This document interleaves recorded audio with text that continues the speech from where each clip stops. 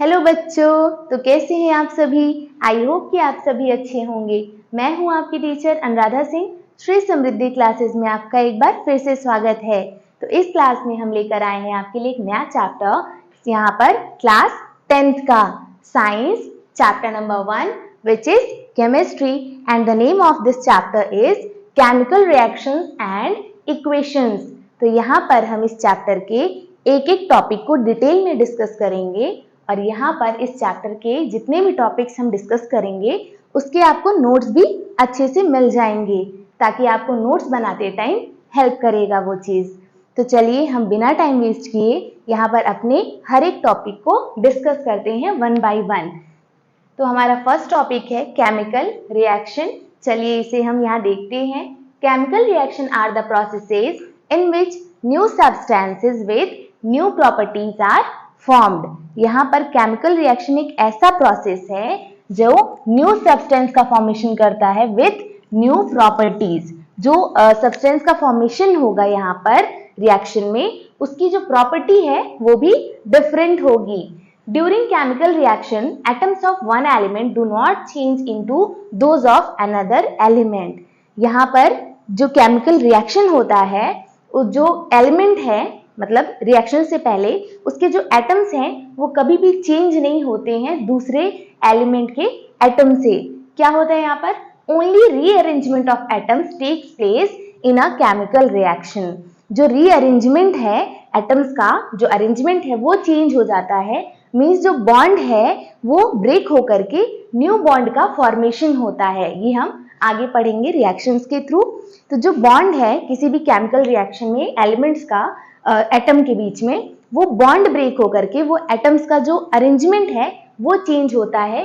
कभी भी यहाँ पर एलिमेंट्स के जो एटम्स हैं वो चेंज नहीं होते हैं दूसरे एलिमेंट्स के एटम से। यहाँ पर इसे हम समझ चुके हैं। अभी यहाँ देखते हैं important characteristics of chemical reactions are. क्या क्या इंपॉर्टेंट कैरेक्टरिस्टिक्स हैं केमिकल रिएक्शन के, कि अगर कोई रिएक्शन हो रही है और उसे हमें समझना है कि केमिकल रिएक्शन है या नहीं है, तो हम कैसे समझेंगे। यहाँ कुछ पॉइंट्स हैं, इसे देखते हैं। इसमें से कोई भी पॉइंट अगर होती है तो वो जरूरी नहीं कि 5 ही पॉइंट हो, इसमें से कोई भी अगर पॉइंट होता है तो भी वो केमिकल रिएक्शन होगा। यहाँ देखते हैं। फर्स्ट है evolution of a gas. Evolution of a gas का मीन्स है गैस का निकलना। किसी भी केमिकल रिएक्शन में एक गैस का इवॉल्व होना, मतलब वो गैस निकल रही है तो वो केमिकल रिएक्शन मानी जाएगी। सेकेंड है फॉर्मेशन ऑफ अ प्रिसिपिटेट।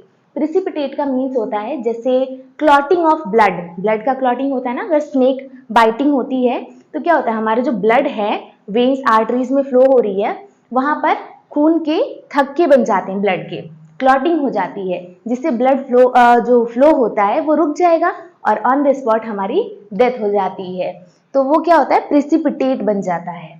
तो अगर रिएक्शन में प्रिसिपिटेट बन जाता है तो वो एक केमिकल रिएक्शन मानी जाएगी। थर्ड पॉइंट है चेंज इन कलर।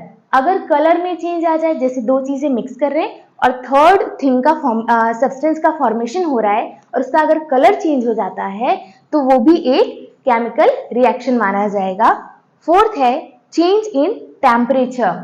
अगर टेम्परेचर में चेंज आ जाए, मीन्स जो हमारे सराउंडिंग में एटमॉस्फेयर में जो टेम्परेचर है, सपोज दैट अभी गर्मी पड़ रही है तो थोड़ा सा हॉट है एनवायरमेंट, अगर कोई रिएक्शन हम करते हैं और उसके दौरान थोड़ी देर बाद देखते हैं कि जो टेम्परेचर है वो चेंज होकर के कूल डाउन हो रहा है, तो वहां पर एक केमिकल रिएक्शन होगा। और यहाँ पर फिफ्थ पॉइंट है चेंज इन स्टेट। स्टेट का मतलब है सॉलिड लिक्विड गैस वाला स्टेट।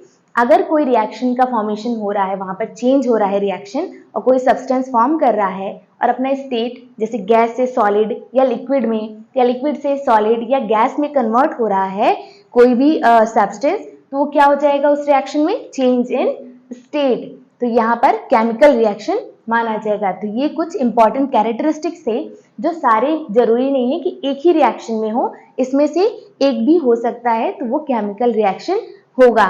चलिए अब जितने भी हमने केमिकल रिएक्शंस पढ़े हैं उसके हम एक आध एग्जांपल्स को देख लेते हैं, तब आपको अच्छे से क्लियर हो जाएंगे ये सारे केमिकल रिएक्शंस के कैरेक्टरिस्टिक्स। तो यहाँ पर अब हम एग्जांपल्स के थ्रू जानेंगे जितने भी प्रॉपर्टीज हैं केमिकल रिएक्शंस के उसको। यहाँ पर फर्स्ट है हमारा इवोल्यूशन ऑफ गैस, गैस का निकलना किसी भी केमिकल रिएक्शन में। तो यहाँ पर एग्जांपल देखते हैं, zinc granules and dilute sulphuric acid, it's characterised by the evolution of hydrogen gas. Means एक बीकर है, यहाँ पर हम ले लेते हैं, इसमें क्या है, यहाँ पर बहुत सारा डाइल्यूट सल्फ्यूरिक एसिड है और यहाँ पर जिंक ग्रेन्यूल्स हमें ऐड करना है। तो जिंक ग्रेन्यूल्स हम यहाँ पर ऐड कर देते हैं, छोटे छोटे बहुत सारे। इसमें क्या होगा, थोड़ी देर बाद रिएक्शन के बाद जिंक ग्रेन्यूल्स यहाँ पर डाइल्यूट सल्फ्यूरिक एसिड के साथ रिएक्शन करेंगे और यहाँ पर इवोल्यूशन होगा हाइड्रोजन गैस का। थोड़ी देर बाद जब हम देखेंगे तो यहाँ पर हाइड्रोजन गैस निकलती हुई दिखाई देगी। ये क्या है, हमारे जिंक ग्रेन्यूल्स और ये है हमारा डाइल्यूट सल्फ्यूरिक एसिड, यहाँ पर डाइल्यूट सल्फ्यूरिक एसिड। तो यहाँ पर ये हमारा इवोल्यूशन ऑफ गैस को दिखाता है, ये रिएक्शन है। चलिए अब सेकंड देखते हैं, यहाँ पर फॉर्मेशन ऑफ प्रिसिपिटेट। अब फॉर्मेशन जो है प्रिसिपिटेट कैसे फॉर्म होता है, यहाँ पे रिएक्शंस के थ्रू देखते हैं। Potassium iodide and lead nitrate, potassium iodide and lead nitrate आपस में मिक्स होकर के रिएक्ट करके is characterised by the formation of yellow precipitate of lead iodide. तो यहाँ पर ये रिएक्शन करके फॉर्म करते हैं yellow precipitate of lead iodide, yellow colour का एक लेड आयोडाइड फॉर्म करते हैं प्रेसिपिटेट के फॉर्म में। Potassium iodide and lead nitrate का मिक्सचर जब रिएक्ट होता है तो यहाँ पर देखिए लेड आयोडाइड येलो कलर का फॉर्म होता है। चलिए थर्ड देखते हैं, चेंज इन कलर। अब कलर में कैसे चेंज आता है किसी रिएक्शन में, एग्जांपल के थ्रू देखते हैं।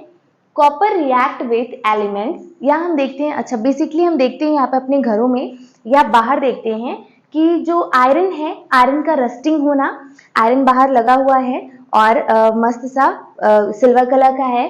थोड़े दिन बाद देखते हैं हम कि वो ब्राउन कलर का हो जाता है, रेडिश ब्राउन कलर का। तो उसका जो रिएक्शन हो जाता है एनवायरमेंट में ऑक्सीजन, वाटर या कार्बन डाइऑक्साइड के थ्रू, तो रस्टिंग ऑफ आयरन भी यहाँ पर चेंज इन कलर का एग्जाम्पल हो सकता है। दूसरा यहाँ हमने लिखा है, कॉपर रिएक्ट करता है एलिमेंट्स जो बाहर सराउंडिंग में प्रेजेंट होते हैं, oxygen, water and carbon dioxide, and it turns from its element colour in reddish brown to green. Copper किस कलर का होता है, रेडिश ब्राउन, और जब वो सराउंडिंग में एटमॉस्फेयर के कांटेक्ट में आता है तो वो ग्रीन कलर का फॉर्मेशन हो जाता है, उसका कलर चेंज हो जाता है। तो यहाँ पर चेंज इन कलर का ये एग्जाम्पल था। चलिए अब हमारा नेक्स्ट एग्जाम्पल है चेंज इन टेम्परेचर का। चलिए देखते हैं, when quicklime react with water then slaked lime is formed and a lot of heat energy is produced. जब भी हम वाटर में क्विकलाइम को डालते हैं तो वो रिएक्शन करता है वाटर के साथ और यहाँ पर फॉर्मेशन करके स्लेक्ड लाइम बनाता है एंड देन बहुत सारा हीट एनर्जी प्रोड्यूस होता है। तो यहाँ पर जो चेंज है टेम्परेचर का वो बहुत ज़्यादा हॉट हो गया एनवायरमेंट में, क्योंकि यहाँ पर क्विकलाइम रिएक्ट कर रहा है वाटर के साथ और यहाँ पर हीट एनर्जी का फॉर्मेशन कर रहा है। चलिए फिफ्थ पॉइंट देखते हैं, यहाँ पर चेंज इन स्टेट। अब स्टेट में कैसे चेंज हो रहा है, इस एग्जाम्पल को हम यहाँ समझते हैं। तो यहाँ हमारा फिफ्थ है चेंज इन स्टेट। अब स्टेट में कैसे चेंज होगा, यहाँ पर एग्जाम्पल के थ्रू हम समझते हैं। Ammonia gets react with hydrogen chloride gas and formed solid ammonium chloride crystal. यहाँ पर अमोनिया किस फॉर्म में है, यहाँ गैस के फॉर्म में, अमोनिया गैस यहाँ पर गैस के फॉर्म में है, रिएक्ट कर रहा है हाइड्रोजन क्लोराइड गैस के साथ, दोनों यहाँ पे गैस आपस में रिएक्ट कर रहे हैं and form solid ammonium chloride crystal. एक सॉलिड अमोनियम क्लोराइड क्रिस्टल का फॉर्मेशन हो रहा है। मींस गैस और गैस आपस में रिएक्ट करके सॉलिड सब्सटेंस का फॉर्मेशन कर रहे हैं। तो यहाँ पर जो स्टेट गैस का था अब वो कन्वर्ट होके सॉलिड में हो चुका है। तो यहाँ पर चेंज इन स्टेट इस एग्जाम्पल में हम देख सकते हैं और यहाँ पर एक केमिकल रिएक्शन का फॉर्मेशन हो रहा है। तो आई होप कि ये सारे टॉपिक्स आपको अभी तक अच्छे से क्लियर हो गए होंगे। आज के लिए बस इतना ही, मिलते हैं हम आपसे नेक्स्ट क्लास में नए टॉपिक के साथ। अगर आपको हमारे वीडियोज अच्छे लगे हो तो प्लीज़ उसे लाइक, शेयर एंड कमेंट जरूर कीजिएगा, ताकि मुझे ज़रूर पता चले कि आपको इस क्लास में कैसा लगा पढ़ करके और आपको कितना समझ में आया और कहाँ डाउट रह गया, ये अगर आप कमेंट करेंगे तो मुझे पता चलेगा और मैं आपके डाउट को और अच्छे से क्लियर करने की कोशिश करूंगी। तो आज के लिए बस इतना ही, मिलते हैं हम आपसे नेक्स्ट क्लास में। तब तक के लिए बाय बाय।